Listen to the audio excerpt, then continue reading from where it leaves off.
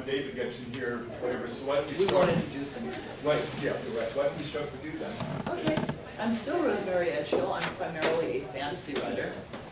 I've written an SF trilogy. It was actually my first book sales, which might have been better received if I had not written it entirely in an invented argot. However, At least it wasn't written in Braille or something, you know. no, I don't think Dahl would really have gone for that. No, it's probably not. But these days, I generally am writing urban fantasy. I've written high fantasy, and I've been an SF loyalist since the time I could get up on my little baby feet, go to the library, and drag down Heinlein and Norton from the shelves. Alan? My name's Alan Steele. I'm a science fiction writer. That's it? That's how I usually Are use you- the best are you known published, person on sir? this panel. Very Well, happy. yes, I've published, how many novels now? 16 novels, 75 short stories. Won a lot of awards. Look, I don't go through the whole damn thing. I'm a science fiction writer. Okay. And, hi, I'm Ron Cohen. I'm an editor and occasionally a small press publisher. I'm just concluding 3 years of production work on a gigantic museum quality edition of John Crowley's novel Little Big, which will have a couple hundred art reproductions and a long essay by Harold Bloom at the end. And I just sold the short story to Black Clock, a trade paperback literary journal published by Cal Arts. Black Clock, boy, does that sound sinister. Yes, isn't it? Yeah. And what's the name of your press? Incunabula. Yeah. Incunabula. No, just one word, incunabula. INCUNABULA, one word. It's just briefly, I mean, the general definition of the term is any collection of the beginnings of a series of something. So if you collected the earliest versions of gumball machines, you'd have gumball incunabula. It's more specifically or more often used to refer to the earliest printed books. So the collection of like the Gutenberg Bibles and the first few decades of book printing and stuff. Carl. Oh, me. I'm a, how can I top you? I mean, I'm so far below you in SF, so I've got to say I'm an SF writer too, mainly a short story writer, narrow art, mafioso type. And this is is SF constrained by reality? And that's, you know, the question, are we constrained from the bottom by, you know, any devices that you think that you can either find in the laboratory or in Walmart already? And on the top, and our knowledge of space so that we can't have little green men riding dinosaurs on Mars. Or is it a question of just that we're sort of basking in warm, youthful memory?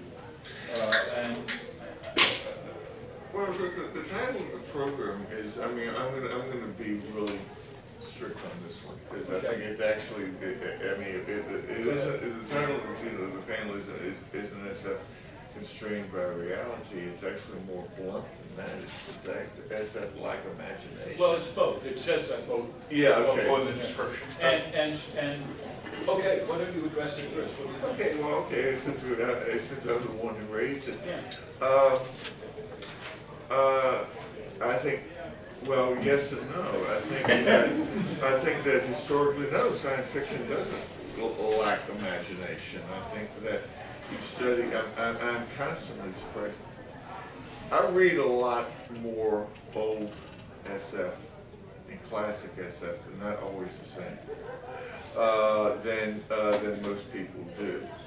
I think that, I mean, there's a lot of, as I was saying to somebody earlier today, there's a lot of new authors out there that everybody's raving about that I've never read, to be honest. I've never finished Neil Stephenson. I've never finished Joyce and Scott Card.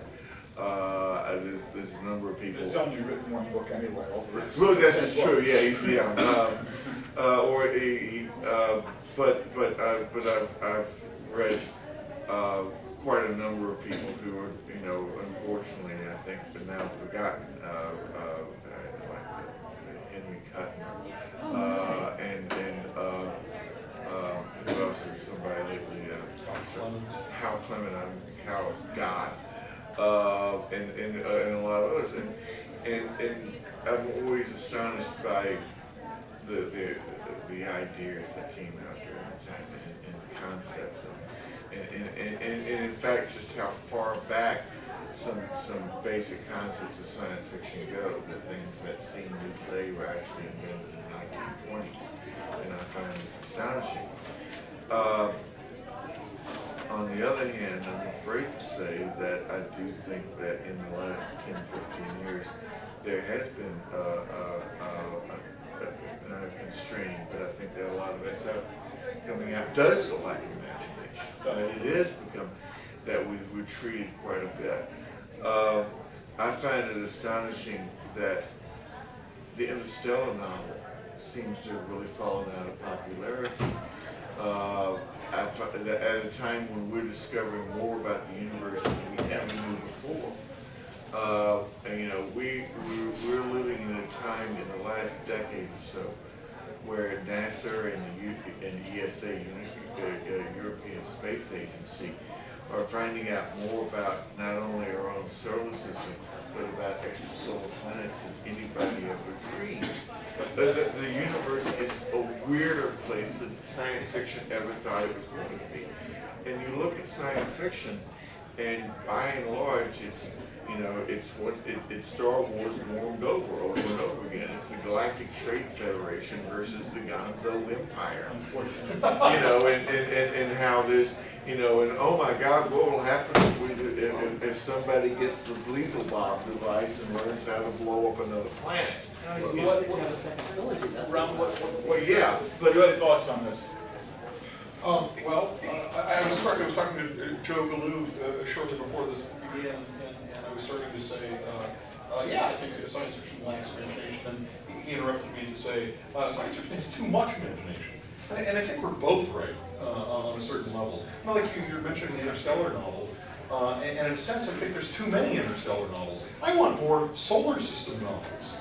I want more science fiction stories about the next 300 to 400 years before we probably will never be able to zip between stars, and stuff. But our immediate future in space is here in our own solar system, and we're finding out a ton more about that. Just go back 15 years before we got those high definition photos of the outer moon. 90% of it is untouched. Yes, absolutely. Untouched. And it's only in the last 15 years that we've actually discovered what the moons of Jupiter and Saturn look like, and their characters. Everyone is completely different from all. Found a new ring of Saturn last week. Yeah, yes, that's right. Found a new ring of Saturn. And way far from the planet. Now, you're our missing panelist now. I am a missing panelist. Tell us about yourself and then maybe the rest of the subject. Sure. I'm David Hartwell. I'm the senior editor at Forge. I've been nominated for the Hugo 36 times now, and won thrice. And I'm very grateful. I edit the New York Review of Science Fiction, and among my other hobbies is the literary history and development of science fiction, which I've studied for decades. This is an interesting topic because it can be argued intelligently both ways.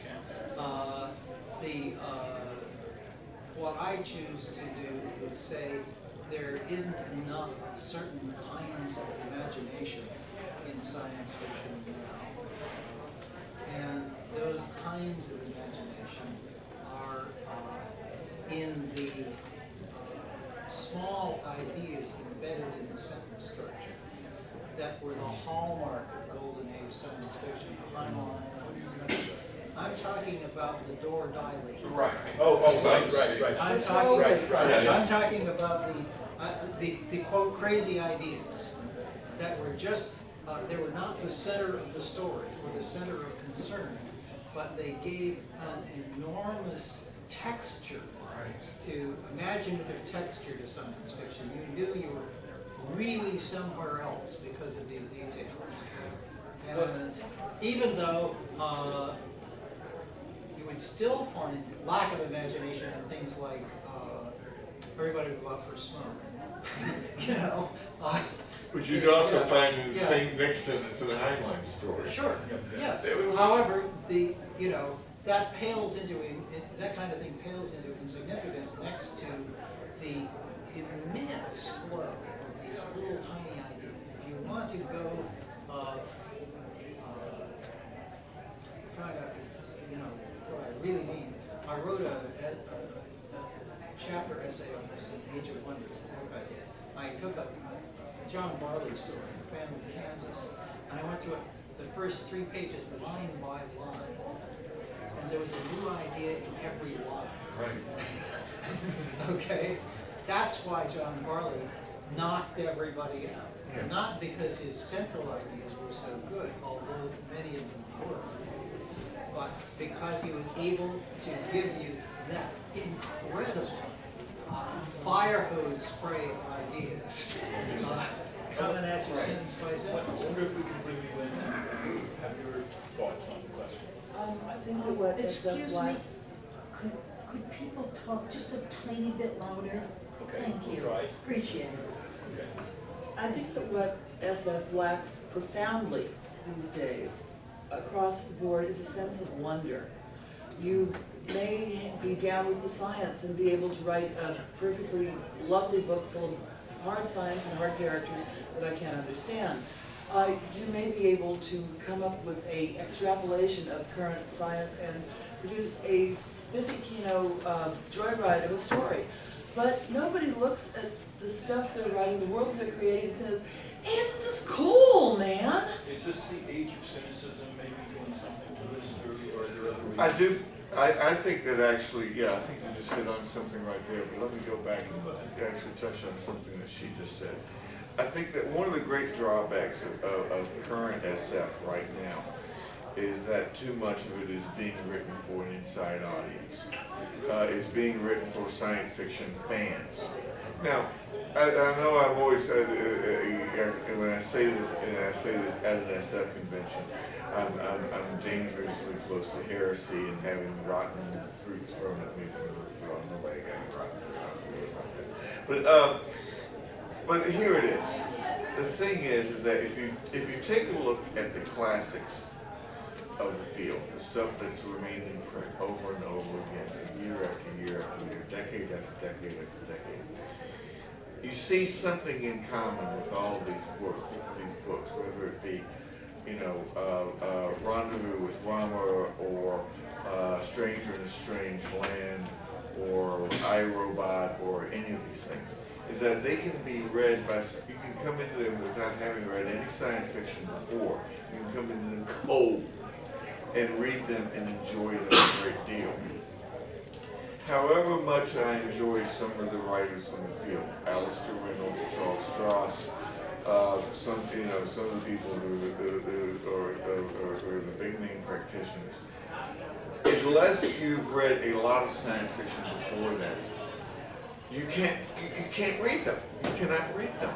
You have to have read a lot of science fiction before you can read their science fiction. You have to have a background in this stuff before you. Most SF these days are not read for the larger audience, and I think this is the major reason why in the last decade or two the sales of science fiction novels have gone like this. Too many people want to be the next Philip K. Dick.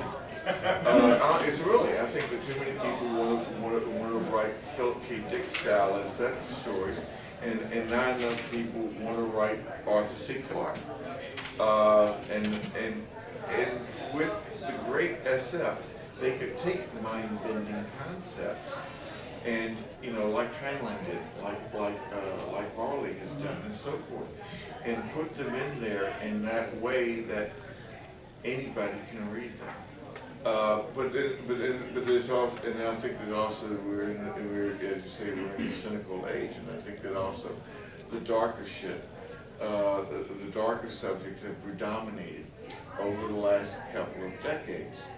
And again, it's sort of the same thing. It's writing for the inside audience. Everybody wants, for better or for worse, the most influential novel of the last 20 years was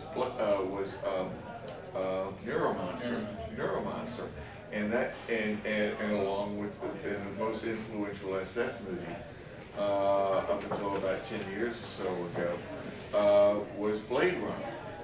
The two of those coupled along with the writing on the greenhouse effect that I call it, of current science fiction writing, has produced this very insular environment. Well, related to that, aren't you sort of saying that we're writing to what people want? So is it a question of we don't have the imagination or the readers don't? I don't think we have the imagination. I think we've cut ourselves off. I think we've stunted ourselves.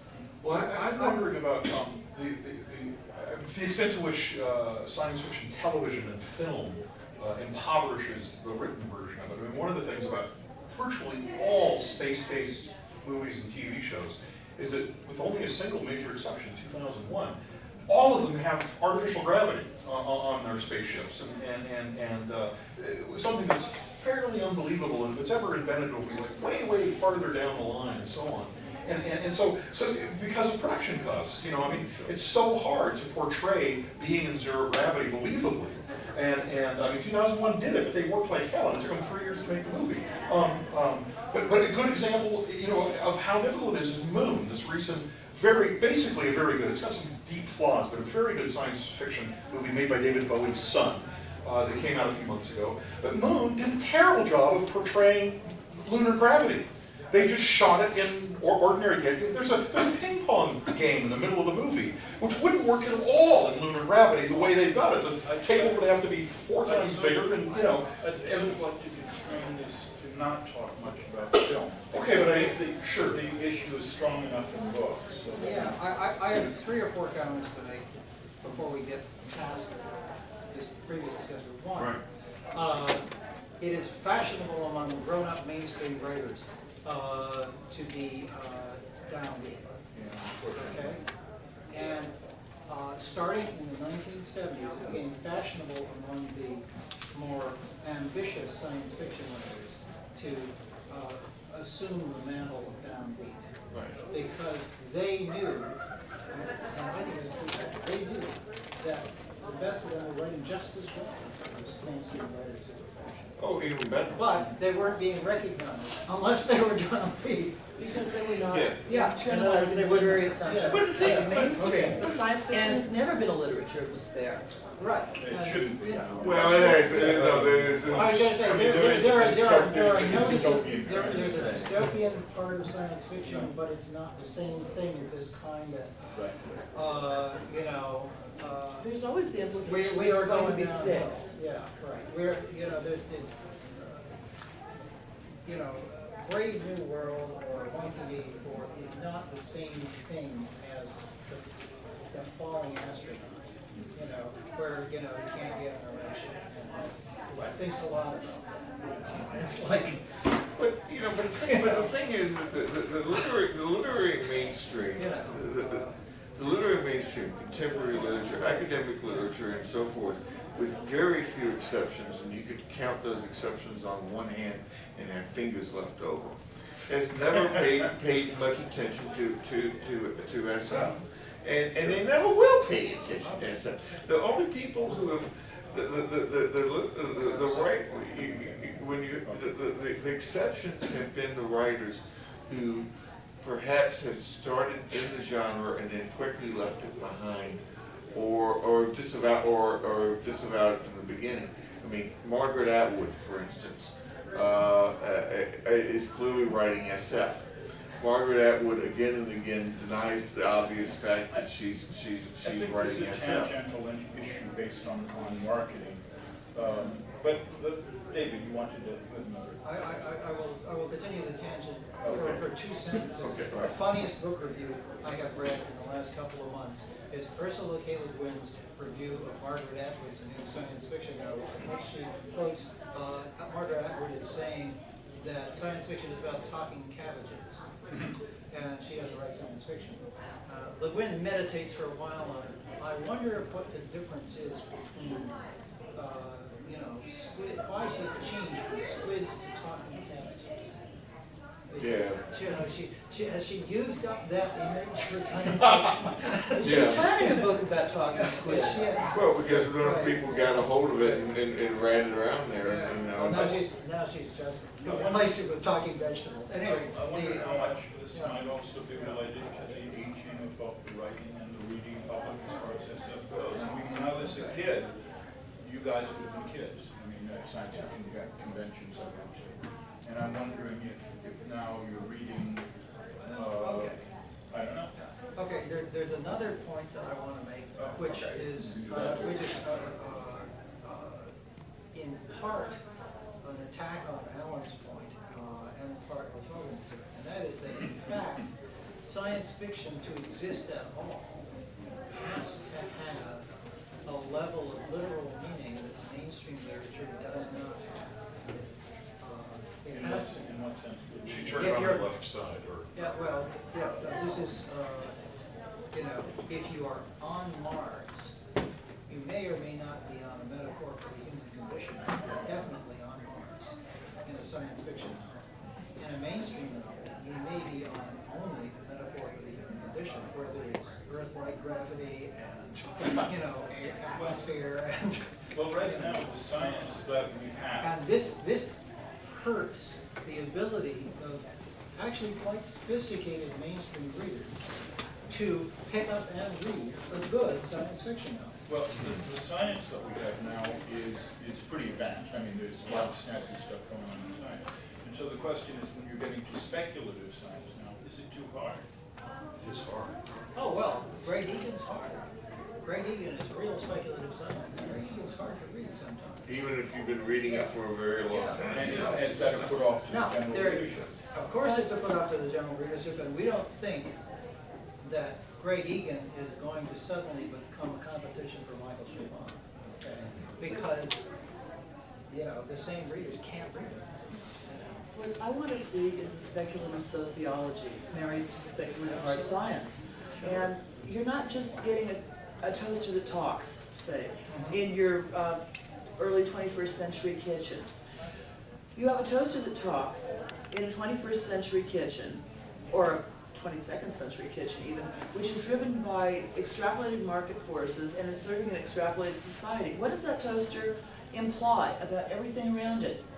Well, that's a Yeah, common and failing as I of, say, that's the little idea sentence by sentence. that I and that's a thought- common failing of science fiction. Often in modern science fiction is the one big idea, but it doesn't ripple down through the rest of Yeah, society. the great story of science fiction that is repeated over and over and over again, that Jules Verne invented, and you see today, and all the way up to current issue of Analog, I suppose, is the machine.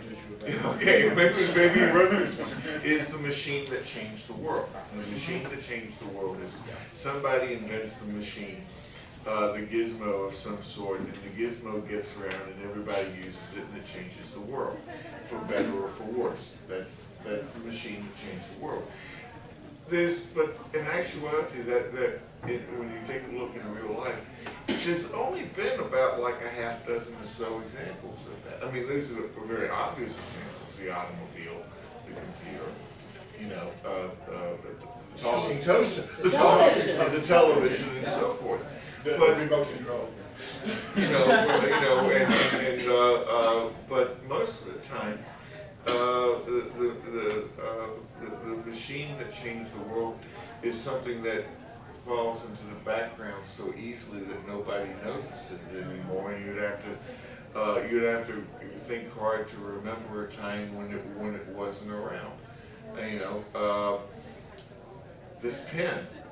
I mean, this pen, it's a cheap ass in the ball pen. Disposable, mass-marketed, mass-marketed pen that I would not have had when I was growing up. It's an Well- advance in chemistry to make the Right. body, to make the ink. It's an advance in engineering to make the Well, that's sure. The deliverables. question is the imagination now in the real world. Is imagination the fact that, boy, if you pick up an issue of EDN, which is a trade magazine for electrical engineers, you go, oh my gosh, and you never see any of this stuff in SF, and still you would believe it. And so,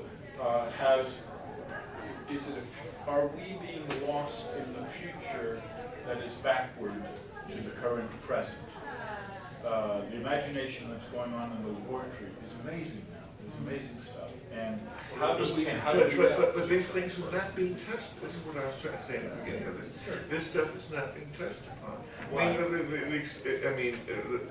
think, as I was saying at the beginning of the hour, it is astonishing to me that we're finding all these stuff about our universe, the solar system and beyond, that you don't see reflected very little in science fiction, even in this so-called, I mean, even with the space opera revival that we've had, that David's done a very good anthology about.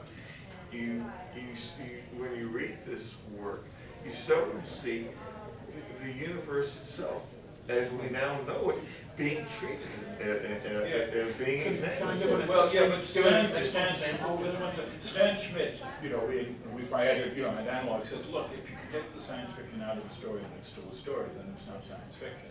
And I see an awful lot of these space operas that are really, you know, you could put it in ships in It's World War. Lost Kingdoms, Unexplored Africa, it's the same story. Yeah, I mean, and so the question is how much of the space opera is science fiction versus just putting on a gloss or whatever. Well, in fact, some of it is, you know, I mean, It all depends. basically, you know, David Weber is ships in space. Yeah. And there's a big audience for that, okay? There always has been. I mean, you know, Doc Smith's secrets wasn't really great, you know? His imagination was great, but his science wasn't great. Yeah. Ron, you had a point? You know, Well, I just had, I think, an excellent But then example we of have what Hollis Alan's. Bujold, who's also Alan's doing point was, space is that, opera, but okay. it's science. Yeah, go ahead, Ron. Just an excellent illustration, I think, of Alan's point. It's like 2 or 3 years ago, one of the planets, extrasolar planets that we discovered, I think it's Gliese 681c. Gliese, the star Gliese, I don't even know how far away it is. I don't think it's Don't worry about it. 100 light years. Gliese is a red dwarf, right? It turns out that 3/4 of the stars in our galaxy are red dwarfs. And red dwarfs are incredibly long-lived stars. They'll last 1 trillion years before burning out. They found this planet that is very near or slightly inside of what they call the sweet spot, the Goldilocks zone, which is the place where you're not so far away that all the water evaporates into the atmosphere, or so, I'm sorry, I said this backwards. You're not so close that all the water evaporates, you're so far away that it all turns to ice. But that sweet spot where it's liquid on the surface, right? Well, red dwarfs burn much cooler than yellow dwarfs, which is what our sun is.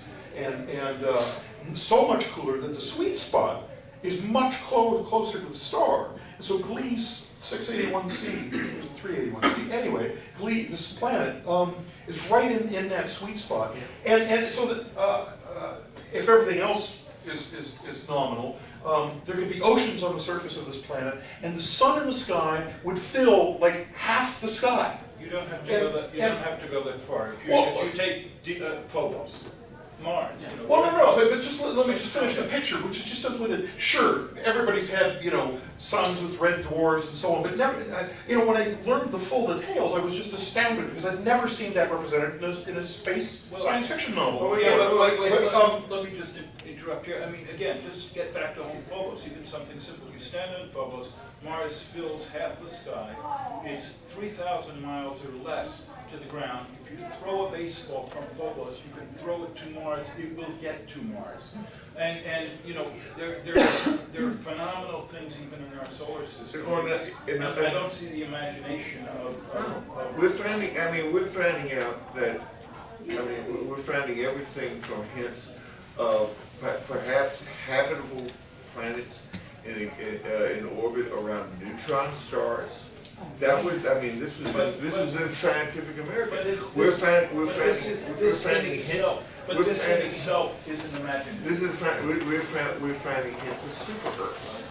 We found hints that there may be a planet where you have one side of the planet is boiling hot, one side of the planet is stone cold, in a small habitable zone, in an equatorial band around the middle of the thing. And like we're all Mercury. we're all Yeah, like that's what they thought about in it. other words, we're living. Here's what the point I'm trying to make. We're living in the universe is beginning to look a lot like a Larry Niven novel. Okay, a classic Larry Niven That's my novel. point. But Larry Niven isn't writing this stuff Yeah, but- anymore. Where is the new Larry Niven? Larry Niven's now writing fantasy. My point is, this in itself is an imagination. It really isn't. It's really No, but it's looking at beautifully it. facts. imaginative. use of it. No, I'm not sure it is. Now, if you were to say something like, okay, we have a white dwarf which is crystalline, which many are, what is the implication to the crystalline white dwarf? Because all of these other things is just, okay, now you're just taking a planet and moving it somewhere else and making the planet bigger or whatever. Carl, So I'm not my sure point this is is that these things aren't being used, they're not even being used. You don't Yeah, have, when they are Two- used, it's I'm not sure relatively they're new being Two of our information. better writers who did specifically that kind of stuff both died within a year of one another of brain tumors. Charles Sheffield Oh, and yeah. Robert Ford. Both of them were characteristically taking stuff from cutting edge science. Sheffield, yes, for, actually, This whole Sometimes. it is running, now, I will say, this is, I'm not trying to pat myself on the back here or anything like that, but, you know, lately I've been writing in this type of thing myself, with the Coyote novels and its spin-off, which I'm now calling the Galactic Club stories. I'm specifically looking at the universe as is and playing around with it. The book that I've started writing about just a couple of weeks ago, but the next novel, Hex, I'm trying to take the Dyson sphere concept one better. I'm going to actually try to outdo Dyson on this one. Freeman Dyson on his own concept. And there's a few of us. I mean, there's me. There's Jack McDevitt. yes. There's Carl. Carl is doing some of this stuff. There's a few. I mean, Greg Benford when he gets around. Benford when he gets around. Well, I will, But in the last decade, I mean, you can run down the list as you were saying. I mean, we've lost Charlie Sheffield. We've lost Ford. We've lost Anderson. We've lost all these. I mean, all the people who used to write this stuff and do it well have been gone, and they're not being replaced. well, I'm an analog writer, and analog, in my opinion, is sort of YA. I mean, I just think because it's usually upbeat, it's usual. And I tried a story, I kept trying to send stories to someone I think is a friend. I really like him a lot, and that's Gordon Van Gelder, FNSF. And he keeps rejecting me. I said, you know, I think you're rejecting me because of attitude. Is that you like sort of downbeat stories, sort of cynical stories, and I write these sort of rah-rah. He says, frankly, that's right. And I said, great, you just solved my FNS problem. I don't have to. You have to be really depressing to sell to FNSF. No, that's what I'm saying. But I think analog, which is my home, is pretty much alone, and nobody takes analog seriously. Analog isn't reviewed. Analog, Locus doesn't review it, and I think it's my own private problem. But I think that most of the world of SF now is cynical, is dark, is dystopic. And it's almost like, it's a pattern that 20 years ago was radical as hell. Okay, but we've outlived this. I mean, the sky has been turned to the color of a dead channel for more than 20 years now. Can we turn the television off now? Can we please switch the channel now? Thank you very much. Well, but one can argue the world's gotten darker in that time. So I mean, No, no, it's no, it gotten hasn't. brighter I in don't- I that think time. it's Yeah. okay. Well, I hope that you're right. I mean, Yeah. but a lot of people don't think so. I don't think. No, I don't think we think. But I about do it. think we are, Disaster. I mean, one of the things we're faced with is that we are in danger of destroying ourselves, and quite. We've been in danger of destroying it. Yes, I know, but it's shifted. I mean, it's a different set of problems and so on. It's always But been a it also different set of happens to be the problems. fact that the physical nature of the universe is such that we can theoretically perpetuate ourselves for trillions of years. And so we're either going to destroy ourselves or we're going to somehow figure out a way to live over the long term. And it seems to me that it's incumbent upon us to grapple with the darkness and somehow find the light and push through into it. I'm all in favor of finding the light. Can we just cut back on the darkness grappling? Yeah, oh sure. Well, yeah, I know. Wait, There it is, you know. It sounds like there's a consensus here, is that it's not lack of imagination, it's No, like it's it's not. lack of light. Well, yeah, You want to do. I want to say two or three things. Oh, okay. One, we have learned more about the universe in the last 10 years than the previous 1,000. Yes. Okay? We have integrated that knowledge. We have That's what an the story is. incredible about the nature of the universe. I have a totally reverse feeling of that, and that is, I think Astronomically certain. we know a lot less because of what we did 10 years ago. Well, A lot that's of these good, things right? was In wrong. physics. Oh, I it's see good. what you're saying, you both said, yeah. You know, the thing is that there is an enormous, just an enormous amount of new knowledge Yes. that is so large in bulk that it is very difficult to know it. You know, It's the you can fire hose know- effect. Yeah, Right, so fire hose You guy. can, if you work at it, you know, you can learn a lot about the new things in astronomy, but you won't be learning the new things in biology at the same time. It And is true. I published a novel by Joan Slonczewski, who is a cutting-edge biologist, okay? This is 10 years ago. There was really pretty good evidence for sentience in bacteria 10 and 15 years ago. She wrote a novel about it, extrapolating this somewhat. And the bulk of the review company said, well, she's been a hard science fiction writer up to now, but she's just indulging in pure fantasy. This is all bullshit. Yeah. You know, I said, no, it's not. It's real science. In a story, So you I can use bacteria to be your computer. I was going to say, you know, this is There's, I lots and lots and lots. I keep up- possibilities here. every month I find reading. I mean, you don't even have to go into the scientific journals, the academic journals. I'm talking about magazines like Discover or the science pages, the Tuesday Science page of the New York Times, Scientific or American, on- which or- is a general magazine. or online play, or various different places, and find stuff that lends itself to SF. And I keep, you know, I keep wondering, you know, I've got a backlog of ideas for stories. don't we all? Yeah, well, most people do, and that you know, okay, I got to get around to writing this. I got to get around to writing it. You know, And so, let me finish. Okay, That I've got this on paper and so forth. And whenever I get around, I mean, I have a bulletin board in front of my desk, and this is where I keep my story notes. And these things are scribbled down on pieces of paper and are pegged up on the board. This last summer, and every now and then I go through this period where it's literally like a house cleaning, where I pull down the notes one at a time and I write my stories. I mean, I just went through this last summer. I wrote 4 stories, each of them came from stuff that had been pegged up on the bulletin board, some as long as 2 or 3 years ago. And when I do these things and I pull these things off, there's always this dread of what happens if some other writer comes along and gets this idea before, if I get scooped, that somebody else is going to come along and use this idea before I do. As I've been writing in my career, I mean, when I started writing 20 years ago, that used to happen to me a lot. That I'd be in the middle of the story, and then bang, somebody, Rob Sawyer or Kevin Anderson or another one of my friends would get in there and beat me, and I would have to do this. This is becoming less prevalent now. Now, I've got a great idea based on the idea. I mean, I can split this one out. Nobody is going to use it. There's indications now that we've got out of the human genome.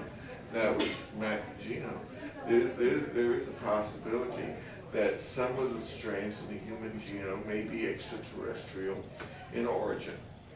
That we may have actually, if panspermia theory is correct, and genes were brought to Earth by meteors, by asteroids in collision, billions of years in the past, then there may be actual aliens, indications of alien life within all of us. That we all may be carrying traces of alien species. I'd like to move it along. Yeah, but the question here is, so what? It is a cool idea. Because in terms of writing a novel, it's so what until you've got people in there that you care about, that drive the story, that think about this, that express their opinions about this, and they do so in a world that is up to speed with this.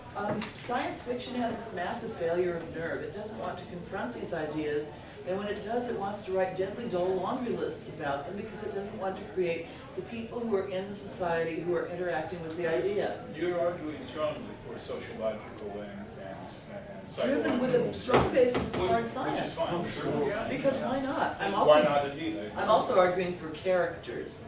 I've heard of those. Yeah.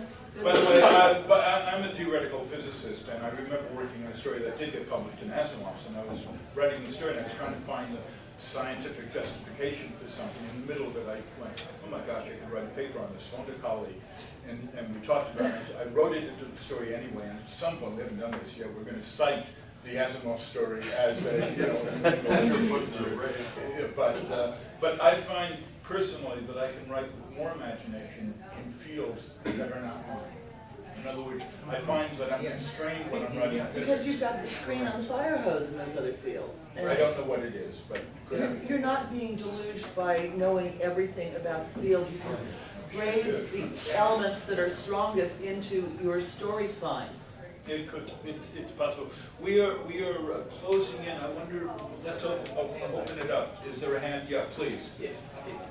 Carl, do you think that, like, in physics now, there's this obsession with string theory, and that everyone seems to be doing research on that to the detriment of relativity theory or anything else? Do you By the think way, don't get me started on that. I agree with you 100%. I think in 5 years you'll not see any string theory anymore. Very, very little of it. Right. There are fads in physics, and right now we're at, I think, the tail end of the string theory fad. I agree with you fully. Don't start me off on Okay, this. do you think the same thing has happened in SF, where people are focused on the same sort of thing, and they're all writing stories about? It could be. What do you think, Dave? Is that sounds I was going to say that accords with Alan's theory of the post-cyberpunk science fiction pretty well, and on a very large general level, I have to agree with you, because I mean I've read hundreds and hundreds of novels and thousands of stories in the last 15 years, and there is a kind of great techie cast to an enormous number of them, right out of Gibson and right out of the general sort of noir thing. So what you're saying- It's been retranslated. It's not even being called post-cyberpunk now. It's been called noir. But you're That's saying the word that, for this year. but you're saying that it is a trend and it might go away. So Oh, Yeah, sure. I I think, was going to say, Noir. I would say, I said this a couple of times before, and I'll say it again. If somebody out there wants to write, has the ambition to write a real groundbreaking, radical science fiction novel, something that would make everybody stand up and say, hey, I haven't seen that in a while, I would say, write a novel about a future that works. Write a near future novel about a future SF that we've solved our a future world that we've solved our problems. yeah, I also wanted to say that Sociology is what it is science. that according to the chatter of hard science fiction writers that I've been party to over the last dozen years, the biggest roadblock to near future science fiction is the idea of the singularity. that is a roadblock. It's gotten way too important in the minds of a lot of writers. Unless you And they ignore it. can't- Unless you ignore it. Unless you ignore it, But- which is what I do. Right. Go back to the questions, and you had one, please. Yes, what I was just wondering is how much do you allow for actual science fact to back up using your imagination and exploring new things? I mean, does the science have to back it up, or do you just let your imagination go wild? It's a good question. As for me, when I'm writing in my field, when I'm writing a story like this, physics, and I've gone well better at the physics, but in other fields I can be a lot more sloppy. I'm curious about the rest of you to answer that. It's a good question, man. Yeah. What do you think? I go, Greg Benford, one of the best of us, has coined a term about that hard SF plays it with the net up, like in tennis. You know, you can play tennis two different ways. You can either lay the net flat on the court and let the ball bounce through, or you pull that net high and you make it nice and firm, and if your ball hits that net boing, you lose a point. And I prefer, and a number of us prefer, to play that net as high as we can. It gives you, it may prohibit you from doing certain things, but on the other hand, I found that it also presents opportunities. If I can't have my, for instance, in my novel Coyote, which is a novel about the first starship from Earth and the first interstellar colony, I had a choice early on about the design of my starship. Was I going to make them faster than light starships, like the Enterprise that would get to 47 Ursa Majoris, 46 light years from Earth, you know, in a matter of hours, maybe even minutes? Or was I going to make it much slower than light and have it take 240 years to get there? 240 years to get there, I found established a lot of storytelling opportunities, and so I decided to go with that. That's just one example. SF writers who play according to the rules of Hoyle ultimately get better. Yeah, that too. Yeah. Who play with who play with that net high. You can't get it absolutely high. I mean, at some point or another, you do have to fight a little bit. But when you play, when you pay attention to this stuff, it pays off with a much more credible kind of SF. Ron? I was gonna say, Yeah, let me get Ron. Yes, Well, yes, let if me you're treating get Ron. science as canon, don't jostle canon. Wait, let's try this one at a time. It here, is Ron. science fiction, but you know, I mean, it helps if the foundation is what we know now, and then it's a reasonable extrapolation. And the universe is a weird thing. I mean, one of the first things I want to say is I think it's a more courageous choice to choose the slower than light, because faster than light, everybody does faster than light, and everybody does artificial gravity instead of zero gravity. These are enabling devices. Yes, you know, to go zipping around, and it's more difficult to do this whole thing. Now, Hold on just a second. I will say that one addendum in the later books of the Coyote series. Yes, I did bring in faster than light travel. But I mean, Ron, really get to your main, I mean, Okay, go ahead. quickly to my main point, which is just, David mentioned that in the last decade we found out more about the universe than in 1,000, maybe it's not, but whatever, 100 years or 1,000 years previous.